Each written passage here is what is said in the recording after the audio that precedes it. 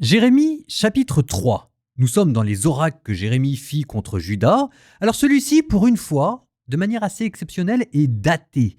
On vous dit qu'il est au temps du roi Josias. Pour l'instant, ça ne vous dit rien. On en entendra parler seulement à la fin du livre des rois. Il y a simplement besoin de savoir qu'il fait partie des bons rois. Donc c'est bien. Il fait partie des rois réformateurs qui ont essayé de remettre au goût du jour le culte de Yahvé. Et pourtant, les oracles de Dieu contre Juda continuent. Il y a peut-être là une leçon. Alors, nous allons écouter ce chapitre, un chapitre qui est divisé en 3 grandes étapes. Je me permets de vous les indiquer rapidement en introduction. Je me dis que ça peut toujours vous aider pour raviver votre attention et ne pas être totalement perdu dans tous ces oracles qui s'enchaînent. 3 étapes. La première va être une comparaison assez curieuse d'ailleurs. Jérémie va dire que avec Israël, le royaume du Nord, on pensait qu'on était parvenu au sommet de l'idolâtrie et de la prostitution. Eh ben, Juda, alors qu'on est au temps d'un roi réformateur, fait encore pire. Puis après, deuxième étape, Jérémie promet une nouvelle alliance. Alors, nouvelle alliance, dans le cadre de Jérémie, c'est comme si jamais c'était un nouveau mariage. Un mariage, divorce et remariage, mais avec la même personne. Pourtant, des choses vont changer. Par exemple, l'arche de l'Alliance va disparaître. En même temps, souvenez-vous, l'arche de l'Alliance avait aussi donné lieu à de l'idolâtrie. L'arche de l'Alliance était un meuble magique que l'on sortait devant les ennemis. Bon, et puis après, troisième étape, vous entendrez la voix d'Israël qui revient vers Dieu. Alors, faites attention, c'est pas vraiment Israël, c'est plutôt la voix que Dieu aimerait entendre de la part d'Israël.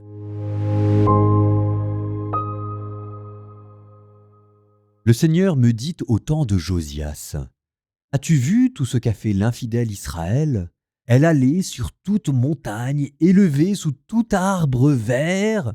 As-tu vu ce qu'a fait l'infidèle Israël ? Elle allait sur toute montagne élevée, sous tout arbre vert, pour s'y prostituer. Je me disais, après avoir fait tout cela, elle reviendra vers moi. Mais elle n'est pas revenue. Sa sœur, Juda la perfide, a vu. Et moi, j'ai vu quand j'avais renvoyé l'infidèle Israël à cause de tous ses adultères et lui avais donné sa lettre de répudiation. Juda, la sœur perfide, n'en a prouvé aucune crainte. Elle aussi, elle est allée se prostituer. Par sa prostitution volage, elle a profané le pays. Avec la pierre et le bois, elle a commis l'adultère. Et même après tout cela, Juda, la sœur perfide, n'est pas revenue à moi de tout son cœur. Ce n'était que mensonge, oracle du Seigneur. Le Seigneur me dit, au fond d'elle-même, l'infidèle Israël est juste comparé à Juda, la perfide. Va proclamer au nord ces paroles. Tu diras, reviens, infidèle Israël, oracle du Seigneur. Je ne ferai pas tomber sur vous ma colère, car je suis bon, oracle du Seigneur, et je ne garde pas rancune à jamais. Reconnais seulement ta faute. Contre le Seigneur ton Dieu, tu t'es révolté. Tu as couru en tous sens vers les étrangers, sous tout arbre vert, et vous n'avez pas écouté ma voix, oracle du Seigneur. Revenez, fils renégat, oracle du Seigneur, c'est moi qui suis votre maître. Je vais vous prendre, 1 par ville, 2 par clan, et vous faire venir à Sion, et je vous donnerai des pasteurs selon mon cœur. Ils vous conduiront avec savoir et intelligence.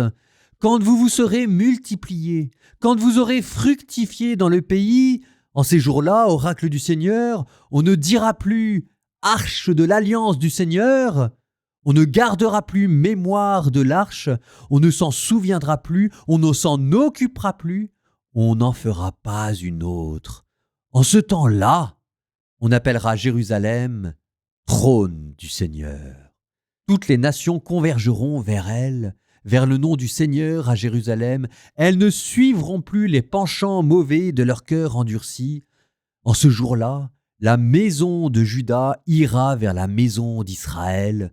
Ensemble, elles viendront du pays du Nord vers le pays que j'ai donné en héritage à vos pères. Or, moi, je m'étais dit, comment te placer au rang des fils et te donner une terre désirable, un splendide héritage, toute la splendeur des nations. Je disais, Tu m'appelleras mon père, tu ne te détourneras plus de moi, mais comme une femme qui trahit son compagnon, ainsi m'avez-vous trahi, maison d'Israël, oracle du Seigneur. Sur les hauteurs, une voix se fait entendre, pleurs et supplications des fils d'Israël, car ils se sont dévoyés, ils ont oublié le Seigneur leur Dieu. Revenez, fils renégats, je guérirai vos infidélités. Nous voici, nous venons à toi, car tu es le Seigneur notre Dieu. Oui, mensonge, ce qui vient des collines, tumulte, ce qui vient des montagnes.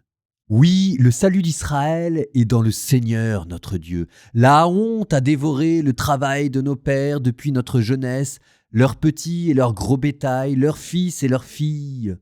Couchons-nous dans notre honte, que notre confusion nous couvre, car nous avons péché, nous et nos pères, contre le Seigneur notre Dieu, depuis notre jeunesse jusqu'à ce jour, et nous n'avons pas écouté la voix du Seigneur notre Dieu.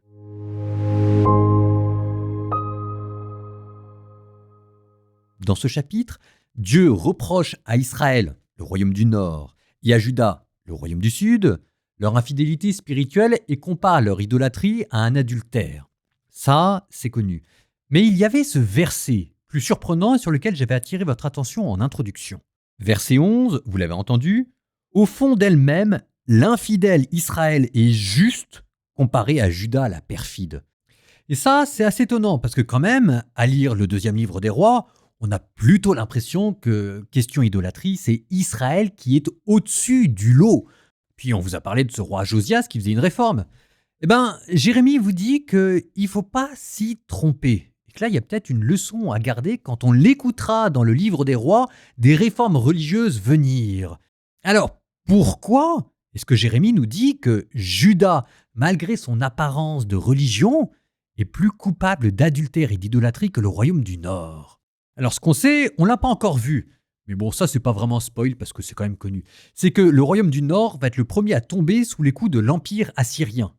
Que ça, normalement, pour le royaume du Sud de Juda, ça aurait dû constituer un avertissement et une leçon. C'est-à-dire qu'Israël avait au moins l'excuse de l'ignorance, Juda n'aura plus, lui, cette excuse. La deuxième chose, c'est, ok, Israël au Nord est païen. Mais vraiment païen. Dans les sanctuaires de Dan et de Bethel, il y a des veaux en or, on a retrouvé des autels au dieu Baal, et on a même retrouvé une inscription, l'inscription dite de Kuntilet Arjun. Et dessus, on a trouvé cette prière, enfin je vous la cite quand même parce qu'elle est étonnante. « Je te bénis par le Yahvé de Samarie ainsi que son Ashéra.